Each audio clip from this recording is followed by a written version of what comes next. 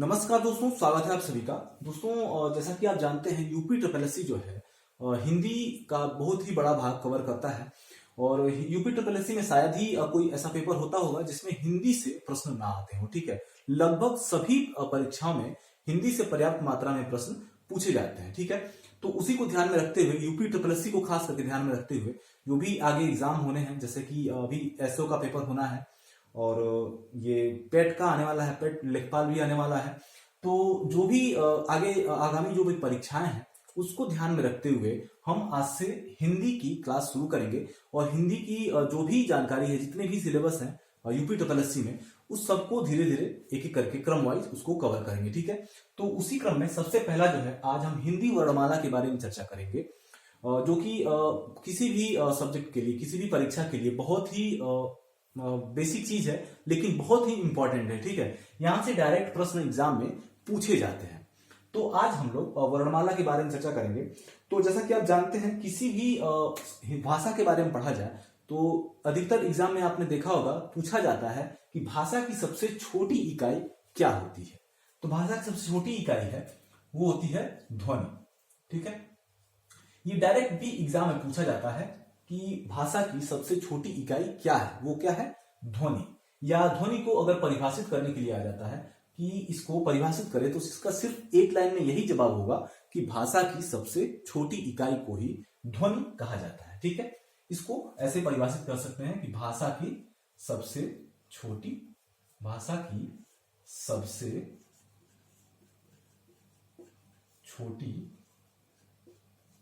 इकाई। ठीक है, भाषा की सबसे छोटी इकाई। तो हम हिंदी की बात कर रहे हैं, हिंदी वर्णमाला, हिंदी भाषा के बारे में पढ़ेंगे। तो अगर हिंदी के वर्णमाला की बात की जाए तो ध्वनि के बारे में आपने जान लिया, ये प्रश्न पूछा जाता है इसलिए हमने बताया इसके बारे में। अगर हम वर्णमाला के बारे में चर्चा करें कि वर्णमाला क्या होता है। वर्णमाला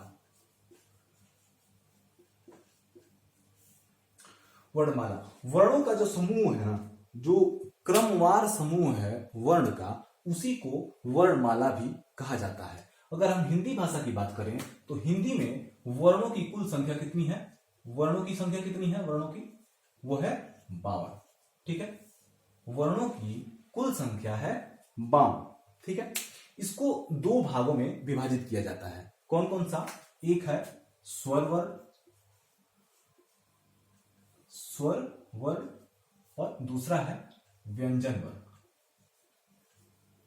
दो भागों में इसको विभाजित किया गया है, वर्ण को, स्वर वर्ण और व्यंजन वर्ण।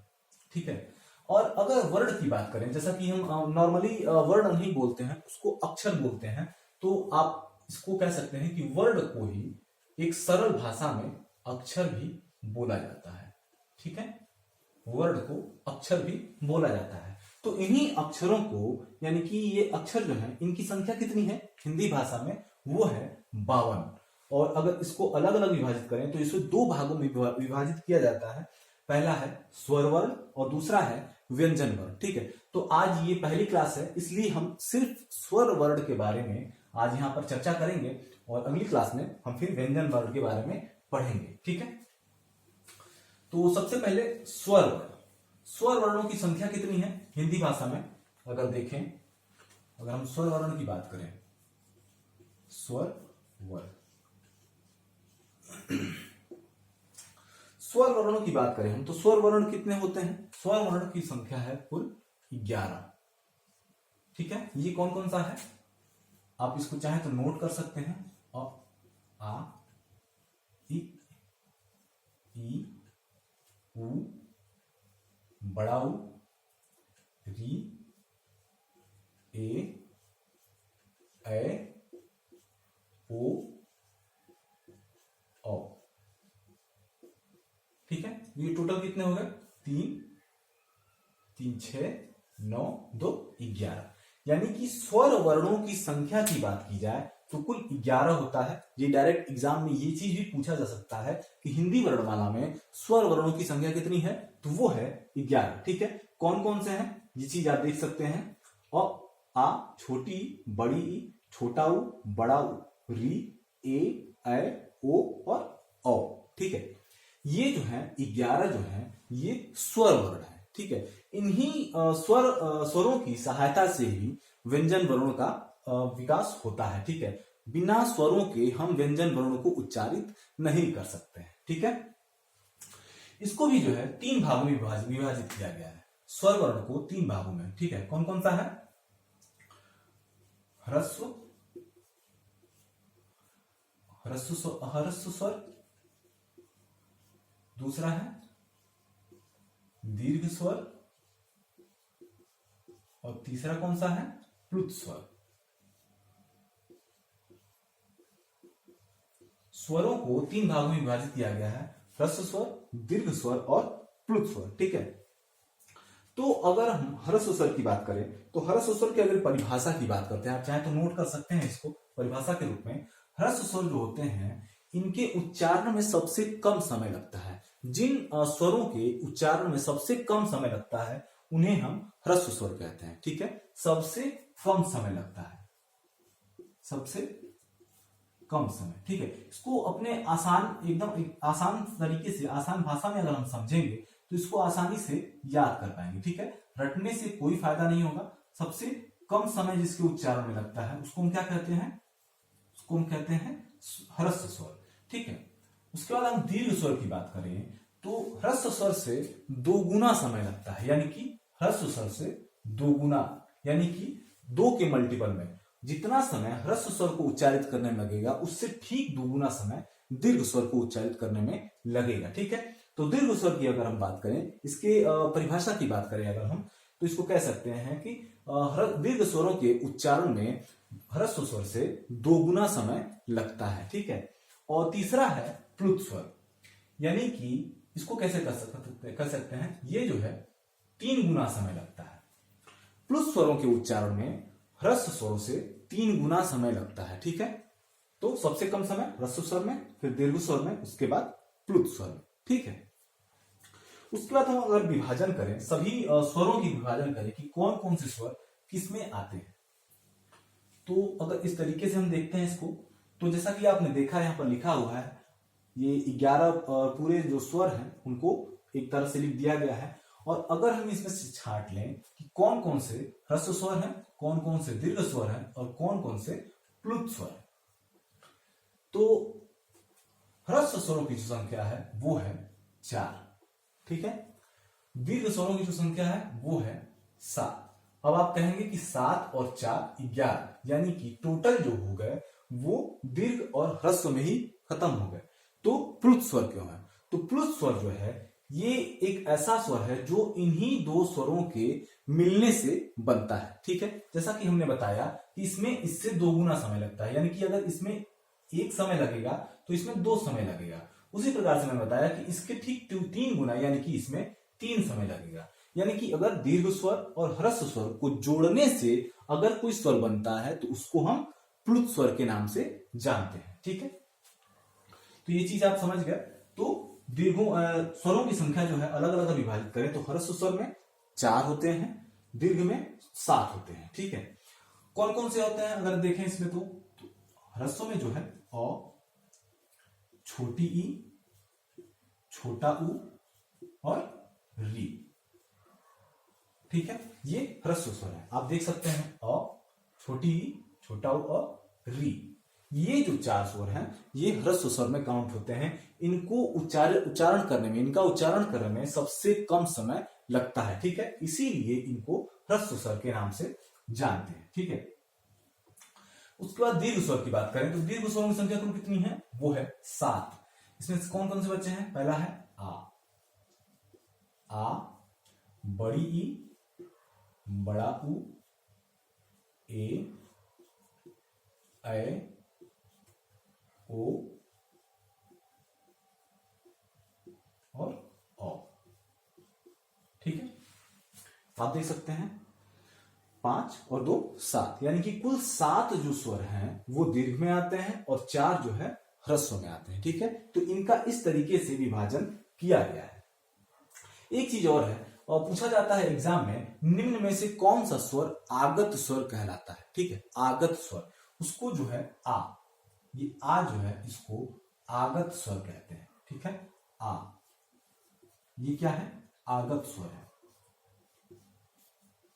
आगत स्वर, ठीक है। और बाकी जितने भी स्वर होते हैं उन सबको अनागत स्वर कहा जाता है, अनागत स्वर, ठीक है।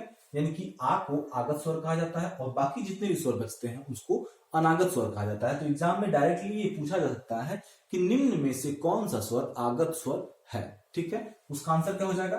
वो होगा आ। आ क्या है? आगत स्वर है, ठीक है। ये चीज आप लोगों ने समझ ली। उसके बाद हम इसके अलग अलग कुछ तरीके दिए गए हैं इसको विभाजन करने के, उसके बारे में हम चर्चा करेंगे कि किस किस प्रकार से स्वरों का विभाजन किया गया है।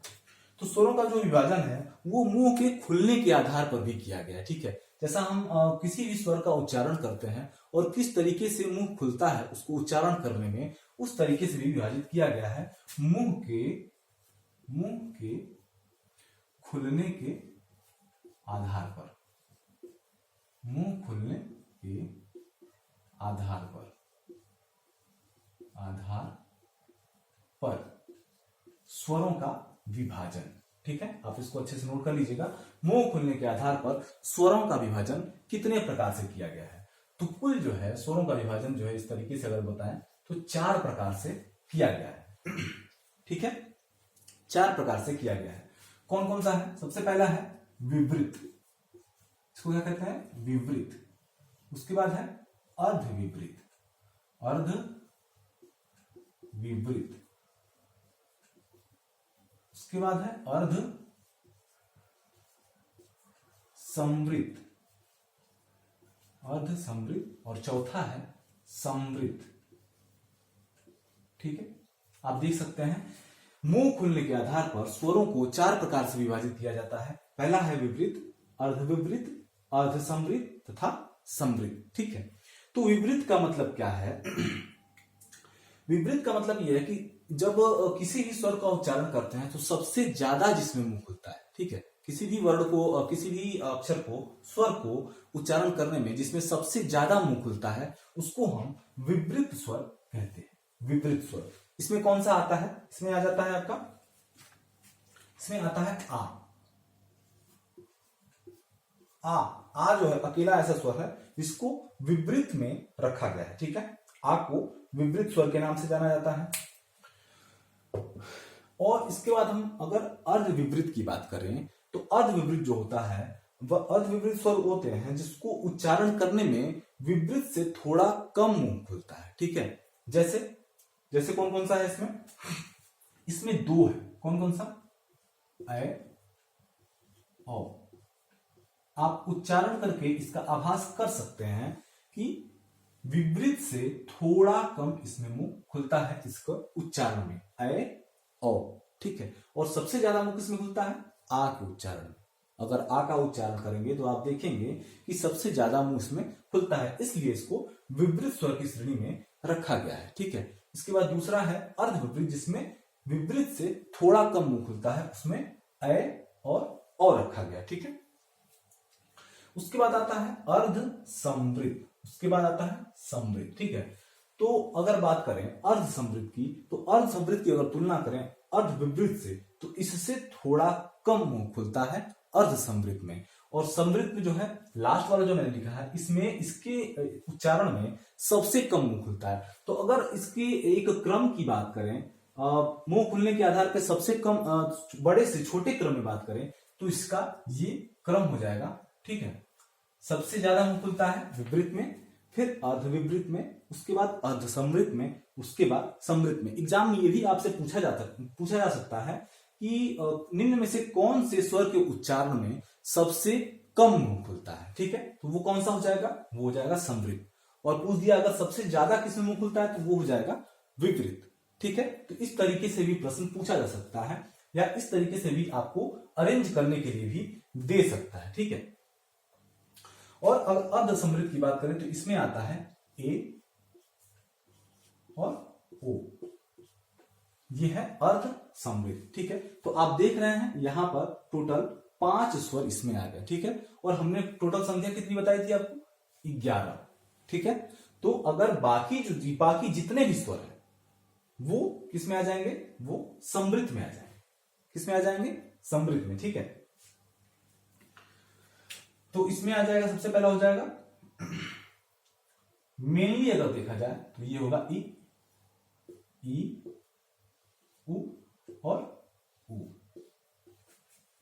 ये जो चार स्वर आते हैं वो समृद्ध में आते हैं। ठीक है, विपरीत में कौन सा आ जाएगा, आ, अर्ध विपरीत में ए, ऐ, औ, अर्ध समृद्ध में ए, ओ, तथा समृद्ध में आ जाएगा ई और उ। ठीक है, ये चार इसमें आ जाएंगे। ठीक है, तो इसमें जो विभाजन है वो पूरे 11 स्वरों का नहीं किया गया है, सिर्फ जो है ये 4, 6, 2, 8, 1, 9, यानी कि कुल 9 स्वरों का इसमें इस तरीके से विभाजन किया गया है। ठीक है, इसमें दो स्वर ऐसे हैं जो इसमें काउंट नहीं किए गए हैं, वो है अ और री। ठीक है, मुंह खुलने के आधार पे इन 2 स्वरों का विभाजन नहीं किया गया है, अ का और री का। ठीक है, तो एक आधार आपने देख लिया, मुंह खुलने के आधार पे स्वरों का विभाजन, ये कंप्लीट हो गया। 4 भागों में इसको विभाजित किया गया है। एक अगला जो विभाजन है वो जिह्वा के आधार पे। ठीक है, जिह्वा का जो है, जिह्वा के उत्थापित, जिह्वा के उत्थापित भाग के आधार पर, यानी कि हमारी जो जिह्वा है वो 3 श्रेणी में बटी है। ठीक है, अग्र, पश्च और स्वर, यानी कि अगर यहां बात करें, लिखें अगर, तो अग्र, इसको 3 भागों में विभाजित किया गया है, अग्र स्वर, और यहां पे पश्च स्वर, और तीसरा है मध्य स्वर।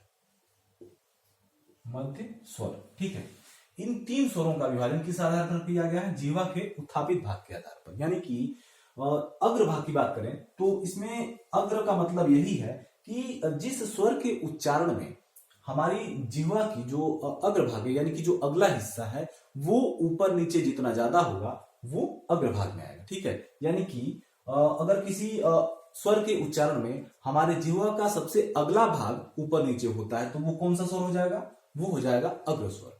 ठीक है, और किसी स्वर के उच्चारण में अगर हमारे जिह्वा का पिछला हिस्सा जो है वो ऊपर नीचे उठता है, उसको हम पश्च स्वर कहेंगे।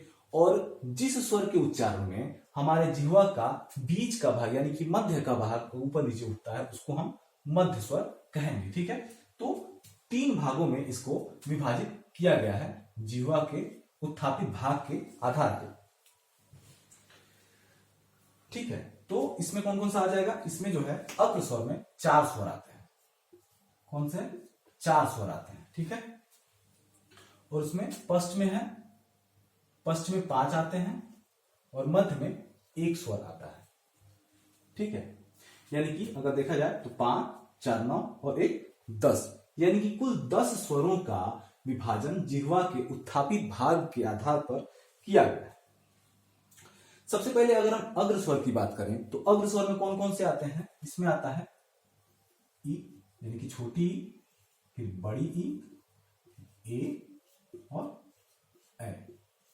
ये 4 स्वर हैं जो अग्र स्वर के नाम से जाने जाते हैं। ठीक है, अगर इन चारों स्वरों का उच्चारण करते हैं, ई, ए, इन 4 स्वरों का उच्चारण करते हैं, तो आप देखेंगे कि जिह्वा का जो अगला हिस्सा है वो ऊपर नीचे होता है। ठीक है, और उसी ऊपर नीचे होने की वजह से इन चारों का उच्चारण हम आसानी से कर सकते हैं। ठीक है, और पश्च स्वर की बात करें तो पश्च स्वर में जो है, हमने बताया आपको कि इसमें कुल 5 स्वर आते हैं। कौन कौन से, आ, छोटा ऊ, बड़ा ऊ, ओ और औ। ठीक है, आ, छोटा ऊ, बड़ा ऊ, ओ, औ, ये 5 स्वर के उच्चारण, अगर इन 5 स्वरों का उच्चारण करेंगे तो आप इस चीज का आभास कर सकते हैं कि हमारे जिह्वा का जो पिछला हिस्सा है वो ऊपर नीचे होता है, जिसकी वजह से हम इसका उच्चारण बहुत ही आसानी से कर सकते हैं। ठीक है, और अगर मध्य स्वर की बात करें तो इसमें सिर्फ 1 स्वर आता है और वो है औ। ठीक है, अगर हम औ का उच्चारण करते हैं तो आप देख सकते हैं, इस चीज का आभास करेंगे कि सिर्फ जिह्वा का जो मध्य हिस्सा है वही ऊपर नीचे उत्थापित होता है। ठीक है, तो जिह्वा के उत्थापित भाग के आधार पर आप देख सकते हैं इसको 3 भागों में विभाजित किया गया है, अग्रस्वर, पश्च स्वर तथा मध्य स्वर। ठीक है, आप इनका विभाजन अग्रस्वर में 4, पश्च में 5 और मध्य में सिर्फ 1 स्वर को रखा गया है। बाकी आप इसको नोट कर सकते हैं अपने सुविधा के हिसाब से। ठीक है, इसके बाद जो है हम अगले विभाजन के बारे में बात करेंगे। वो है, अगला क्या है, ओठ की स्थिति के आधार पर ओष्ठ। ठीक है, अगर हम किसी भी शब्द का, किसी भी स्वर का अगर उच्चारण करते हैं तो उसमें हमारे वोट का भी एक शेप बनता है। ठीक है, तो वोट के क्या है, स्थिति के आधार पर, ओष्ठ के स्थिति के आधार पर, स्थिति के आधार पर इसका विभाजन किया गया है। इसका विभाजन जो है कितने प्रकार से किया गया है, 3 प्रकार से किया गया है, यानी कि 3 भागों में इसका विभाजन किया गया है। कौन कौन सा है वो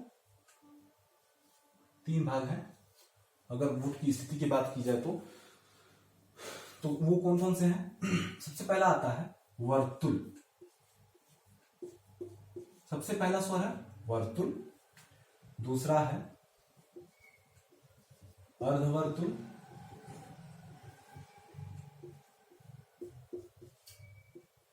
और तीसरा है अवर्तुल।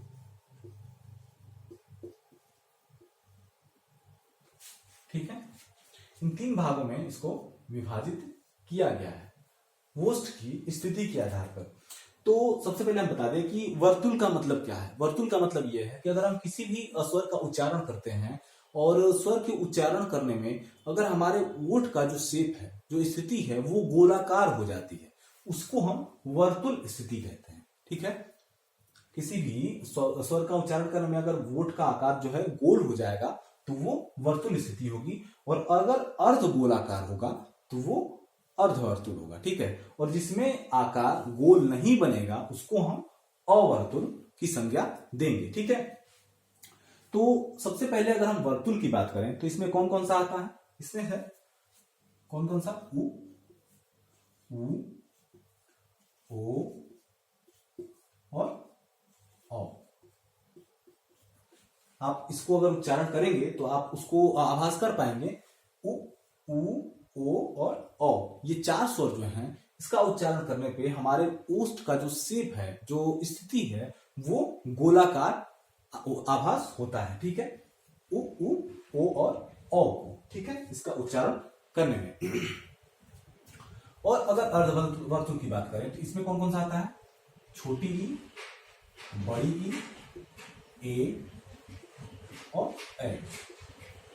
ये 4 स्वर हैं। ठीक है, इन 4 स्वरों के उच्चारण में हमारे ओष्ठ का जो शेप यानी कि जो स्थिति है वो अर्धवर्तुल है, इसीलिए इन स्वरों को अर्धवर्तुल भी कहा जाता है। एग्जाम में ये डायरेक्ट पूछा जाता है कि निम्न में से कौन सा स्वर वर्तुल नहीं है, तो इसमें से कोई 3 दे देगा।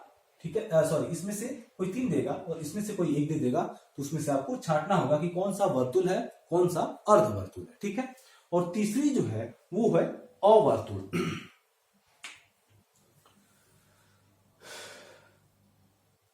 सर ये अवर्तुल है। ठीक है, और ये जो है ये अर्धवर्तुल है, ये अर्धवर्तुल है। ठीक है, ये अवर्तुल है, आप देख सकते हैं इसको ई, ए और ए। ठीक है, ये अवर्तुल में आ जाएंगे। और अर्धवर्तुल की बात करें तो ये होता है आ, ये होता है आ। ठीक है, यानी कि अर्धवर्तुल में आ जाएगा कौन सा? आ जाएगा। बाकी वर्तुल में उ, ओ, अवर्तुल में ई, ए और अर्धवर्तुल में आ जाएगा आ। ठीक है, इन 3 तरीके से इस ओष्ठ की स्थिति के आधार पर स्वरों का विभाजन किया गया है। ठीक है, अब हम लोग स्वर के उच्चारण स्थान के बारे में, जो कि बहुत ही ज्यादा इंपॉर्टेंट है, एग्जाम में बार बार ये चीज पूछा जाता है, हर एग्जाम में लगभग पूछा जाता है, स्वरों का जो है उच्चारण स्थान। ठीक है, उच्चारण स्थान। तो उच्चारण स्थान होता कौन कौन सा है, आप देख सकते हैं इसको। उच्चारण स्थान की अगर हम बात करें कौन कौन सा होता है? सबसे पहला है कंठ, फिर होता है तालु, मूर्धा, दंत्य ओष्ठ। इसके बाद कौन सा आता है? कंठ तालव्य। कंठ तालव्य। कंठ तालव्य के बाद कौन सा आता है? कंठोष्ठ।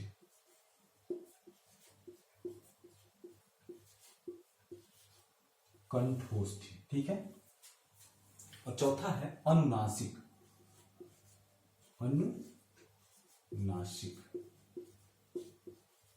जिसका उच्चारण हम नाक से आप कह सकते हैं होता है इनका उच्चारण, ठीक है।